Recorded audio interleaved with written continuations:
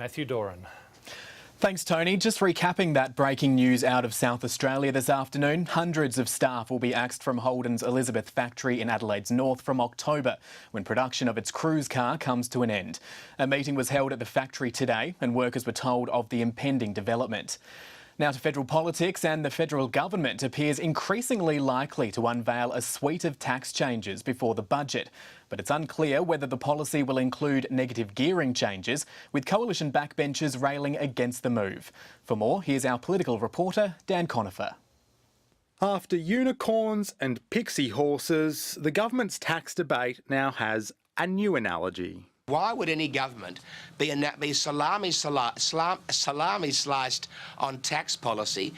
Christopher Pyne's full salami approach to tax policy is firming within coalition ranks, where its position on negative gearing, superannuation and tax deductions will be served up to voters at once. As we conclude our deliberations on particular topics, we'll present them for the consideration of the people.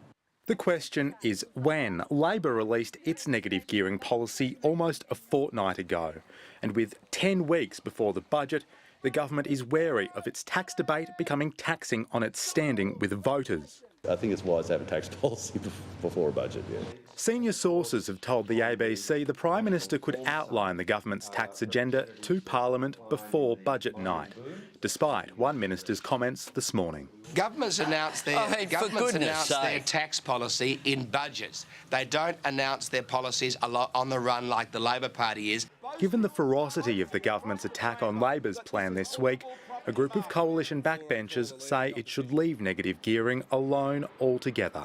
It survived myriad governments, and I don't think it needs tampering with now. We don't want to ventilate in such a way as the fruits of your endeavours that you end up in the opposition benches. Today we see a group of backbenchers trying to take over the government's economic policy.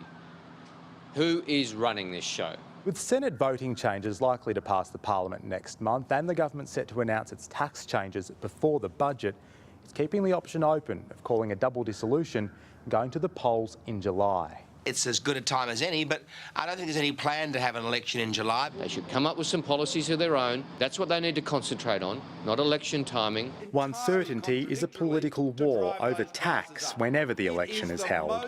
Dan Conifer, ABC News, Canberra. The former Special Minister of State, Mal Brough, has announced he will not recontest the next federal election.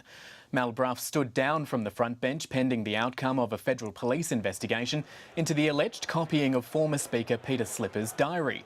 In a statement, Mr Brough has thanked voters in his Queensland electorate of Fisher for their support. Local branch members in Mr Brough's seat had unanimously voted to pre-select him, but the ABC understands his endorsement had been delayed due to concerns about the police investigation. The Shadow Attorney-General Mark Dreyfus says Mr Brough's made the decision the Prime Minister should have made for him months ago. He's also pointed out government frontbenchers Christopher Pyne and Wyatt Roy are yet to give a full explanation of their role in the Peter Slipper affair. Mr Pyne and Mr Roy are also assisting police with their inquiries. Now, the other man at the centre of this story, Peter Slipper's former staffer James Ashby, has spoken to the ABC in Queensland. Let's listen to what he had to say. Mal's not a silly bloke. I think he's seen the writing on the wall when it comes to the supporter base for the Liberal National Party. It's just eroded over the last couple of months since Malcolm Turnbull became Prime Minister. I think with the mud that's been thrown around, I think Mal knows that his return to the front bench is probably unlikely, even if he was re-elected. Mal's always been an achiever. I think he recognises that the party has neglected the Sunshine Coast for a long time. His seat certainly hasn't had much attention from the party. And now that he's no longer a front bencher, I think he didn't see much support from the party towards his electorate. Turning to slightly different matters now, and as the tax debate raged on, the government released its long-awaited roadmap for defence spending and strategy this week, the Defence White Paper. With one eye trained on China, the government's laid out an ambitious plan to pump an extra $30 billion into defence over the next decade and get more than 60,000 men and women into uniform. If the money comes as promised, Australia will end up with a massive arsenal of new ships, planes and weaponry. Our defence reporter Andrew Green has been closely examining the long-awaited document and the reaction to it. He joins us now in the studio. Andrew, firstly, give us an idea what's actually in this document. Matthew, we've certainly now had more than 24 hours to closely examine this document, the highly anticipated Defence White Paper. You'll recall that it was rewritten several times with changes of Defence Ministers and also a change in Prime Minister. But we finally got that document yesterday, and it really lays out, as you say, the next decade of the government's thinking on strategic policy in this part of the world, and also exactly how it's going to pay for various bits of kit for the Defence Force. Let's take a close look at what all this additional spending will get. And we look over the next 10 years that the defence spending will go from $32 billion, the current budget, up to $58 billion over the decade. It'll buy an expanded military of 62,000 people in uniform, and that will help fund a decade-long shopping spree of almost $200 billion worth of ships, subs, planes, weapon and various other bits of kit. Now, that's going to create a lot of work in the defence sector. Shipyards are going to tap out at least 21 new ships, 9 frigates, 12 offshore patrol vessels, and the Army's getting long-range rockets, infantry vehicles and new helicopters, Matt, for the special forces that Australia has. The SAS hasn't had these light, specialised helicopters as such yet, and we'll be copying essentially what our equivalent special forces do in America and other parts of the globe. Now, whenever there's this much money involved, the big question and a lot of fighting happens over who is actually going to get the benefit from this, what parts of Australia will get to work on these projects. Has there been any indication about that so far? Look, that's a very fair assessment. We're seeing a mini arms race in our part of the world, and that's really what the White Paper addresses. The White Paper talks about those tensions in the South China Sea and the rapid military build-up. We see countries like Vietnam and the Philippines, all these regional countries building up their defence forces, and so Australia is responding in kind. Australia perhaps hasn't done a whole lot in the past decade. The past 2 White Papers weren't big spending on defence, but we're now seeing that spending talked about in terms of local job opportunities.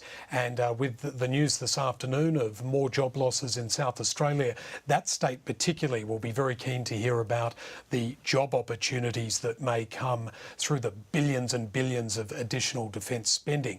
Now, South Australia has long anticipated the future submarine project. We talk a lot about that valley of death for shipbuilding when there's the boom and bust cycle. The government has talked about a continuous build strategy, and crucial to that will be all those ships that are part of the Defence White Paper.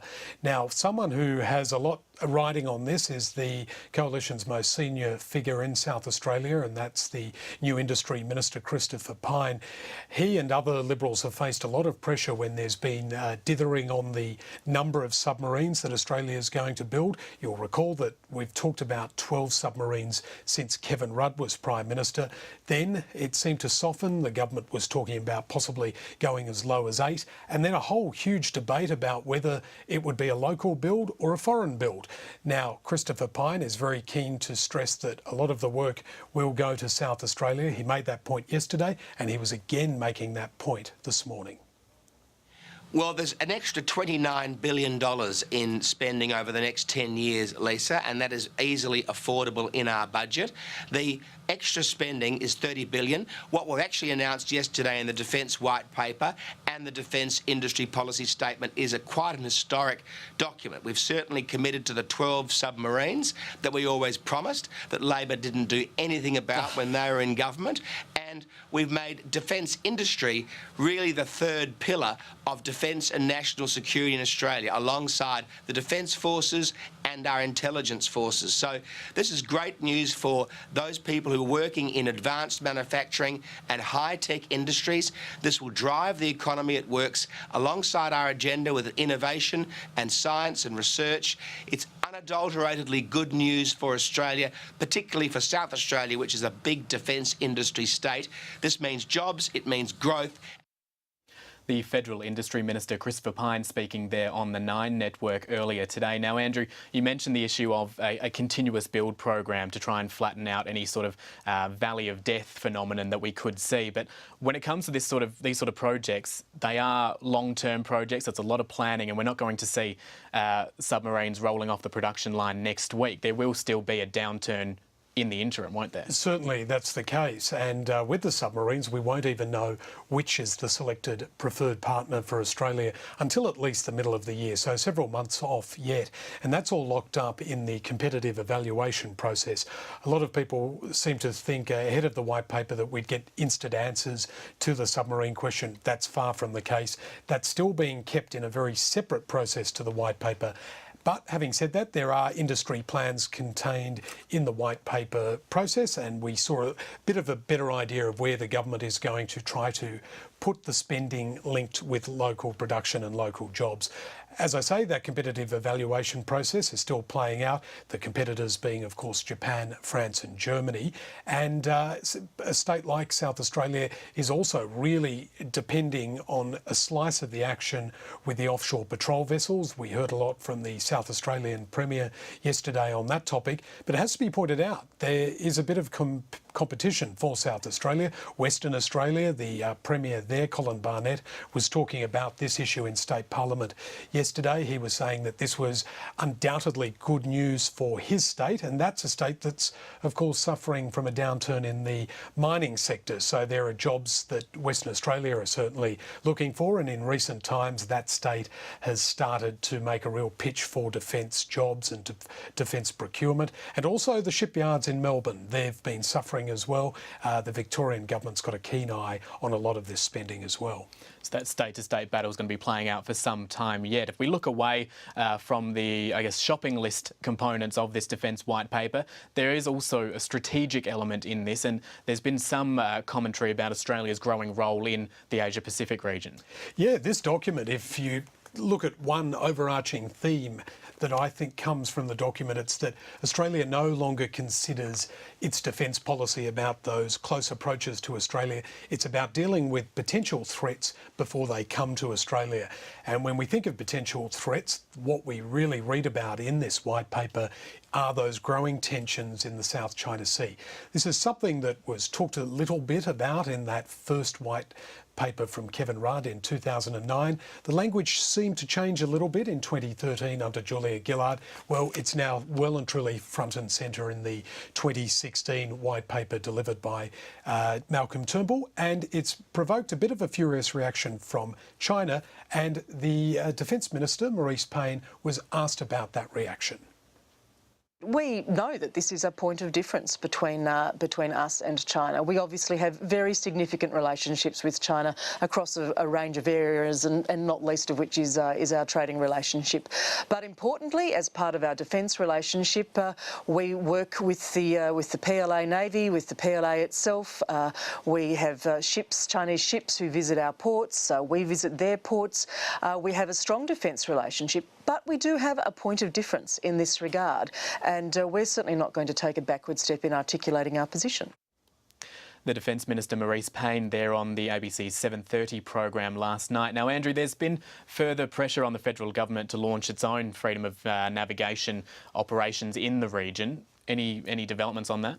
Yeah, certainly this week we've first of all had a visiting admiral from the United States 7th Fleet. He's based in Japan, and Admiral Aucoin was calling for Australia to follow the United States lead of conducting those freedom of navigation operations which go within 12 nautical miles of those contested islands that China has been building up.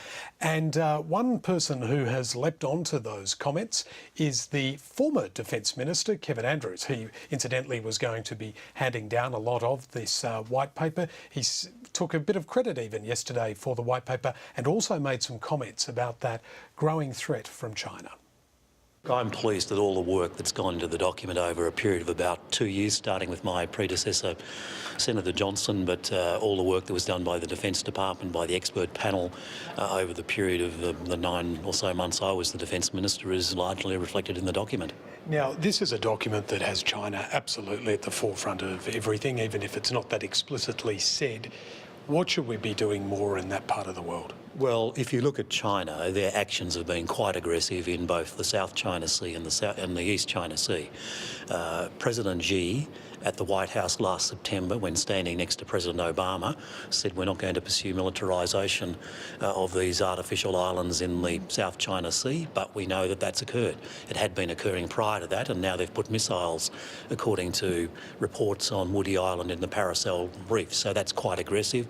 We know from reports in the East China Sea that they've now converted naval frigates into Coast Guard vessels, and so have militarised that potential conflict there as well. So China, I think, is acting aggressively in its own self-interest, and if there's not an effective deterrence, they will continue to do so. What does an effective deterrence, from Australia's point of view, involve? Well, if we're talking about freedom of navigation, which we are, which the Americans are, which indeed the Asian nations are all talking about, then we have to exercise that freedom of navigation, and that means being prepared to sail our naval vessels, to fly our aircraft through that region, and say we want unrestricted trade routes in this area. And within 12 nautical miles? If necessary, yes, because we're talking about artificial reefs that are below the water level normally, that don't constitute a sovereign claim in many instances, yet in a de facto way China is now asserting that this is their sovereign territory. What does that